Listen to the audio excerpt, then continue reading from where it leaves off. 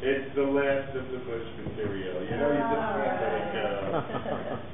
He was working on this global warming thing. Halliburton had a giant contract to provide flotation vests for polar bears.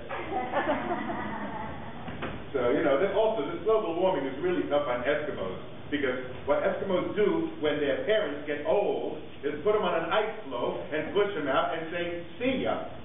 And now that there are no ice floes, there are these Eskimos live with their parents, waiting to get rid of them. You said you'd leave this damn igloo for me, and now you're living here. So they've got like an emergency shipment of styrofoam blocks going up to Alaska so that these Eskimos can get their parents out of the damn house. Because they've been waiting their entire, oh yeah, this igloo will all be yours when we're having it here, right? They'll live to be 110 and bug me for the rest. Okay, sorry about that. I know. So it's goodbye conservative philosophy, which isn't really philosophy, it's just greed, dressed up with a name like, you know, Ein rhymes with swine, Rand. Let all these people, oh yeah, I read this book, now I can be greedy and selfish. Yeah, wacky, huh?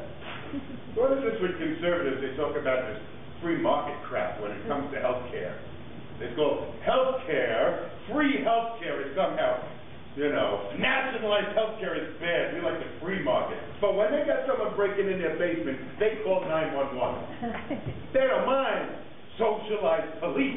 It's socialized medicine they don't like. They don't say, well, I want choices. If someone's breaking into my basement, I want to be able to call several service providers and see which one has the best deal, you know?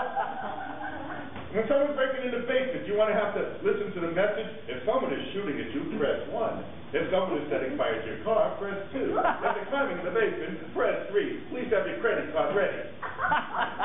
They like socialized police. It's somehow socialized medicine. Bad, bad, bad. Also, remember that thing, it happened in the Clinton administration, workfare. You're poor, and we used to give you welfare, but now we make you work for it. So here's some single mother, you know, that's getting $700 a month, and she's got to put on an orange vest 3 days a week and clean the subway platform. Now we got these bailout guys getting millions of dollars.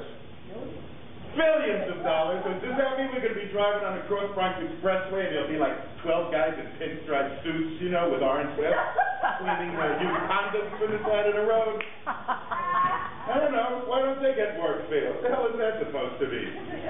Yeah, TARP. You hear that? That's Troubled Assets Recovery Program, which is, I lent a whole bunch of deadbeats money.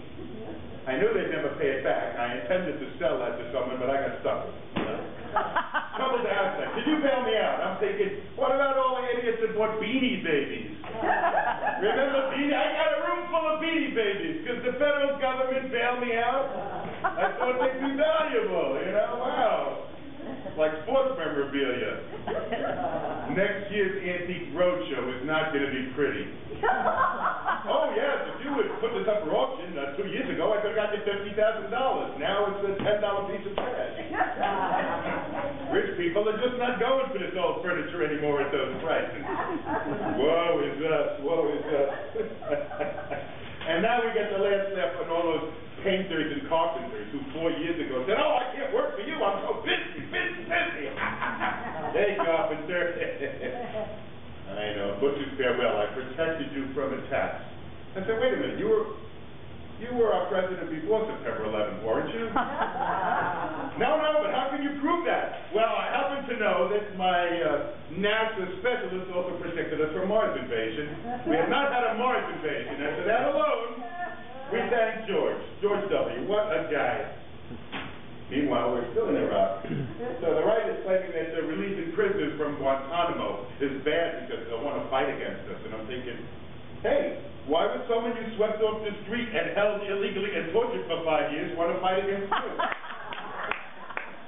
I say, what does that mean? You know, most of the Republicans will say, oh, Obama's going to let them out of, you know, Guantanamo, and then they're going to live in my backyard. I say, you know, they're pissed. If I were an Iraqi, and you came to my place and said, I'm going to make you live without water and sewage and electricity for 5 years, I'd shoot you. So, you know, we got it coming. Oh, yeah. We got a housing problem, we got a mortgage problem, and there are 2 people to blame. It's the 2 Phils. Phil Graham for deregulating banking, and Phil Rizzuto from the money store. Who got us all conditioned into thinking, if you own a home, get a second mortgage, and then you can, well, what do you do with your second mortgage? People would say, I'm getting a second mortgage so I could redo my kitchen. I'm saying, idiot, that's like pawning your ring and then having a jeweler change the setting while it's sitting in the store. Pawn your house. No, it's a second mortgage, I'm getting the equity. Honey, I took your wedding ring and pawned it. Well, I didn't really pawn it, we got the equity from it. Yeah, equity, yeah, wonderful. This is, they knew that these guys weren't paying back loans. They were giving loans to, like, homeless people. Then they put all of them in a bag and they shake it up and they sell it to some other bank. Because Moody, who was not really a rating service, but a guy named Moody, yo, Moody! What do you think this is? Looks like AAA to me. Okay, you want to buy some AAA bonds? This is a promise from homeless people to give you money over 30 years. What does that mean? Jesus Christ. Then we got these morons. Only now did they discover that 70% of our economy is based on our buying stuff. So why the hell did they spend the last 20 years cutting our salaries? So we have less to buy. These are geniuses. These are MBAs, you know, from Ivy League schools. Wonderful, wonderful. Oh, what do we got here? It's new. It's late. It's new. Oh, whoa, whoa. You know what? You ever hear the term a baker's dozen? A baker's dozen was really a baker would give you an extra roll, so that's 13. Well, I got a new one. You know what a landlord's dozen? That's 11. And if a woman has a yeast infection, does that mean she's been sleeping with a baker? I don't know. How does that happen? Also, we have these people, like they say, oh, we're for life. We don't think there should be abortion on demand.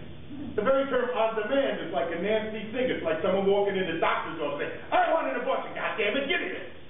You can't even get a tonsillectomy on demand. So I say, I don't believe in abortion on demand. I believe on abortion upon consultation with a medical professional. I know, they always say, oh, unborn babies. Why just reject them into babies? Why aren't they unborn seniors? You know, you have a picture of an old lady with a cane. Don't let them kill me. Outlaw abortion.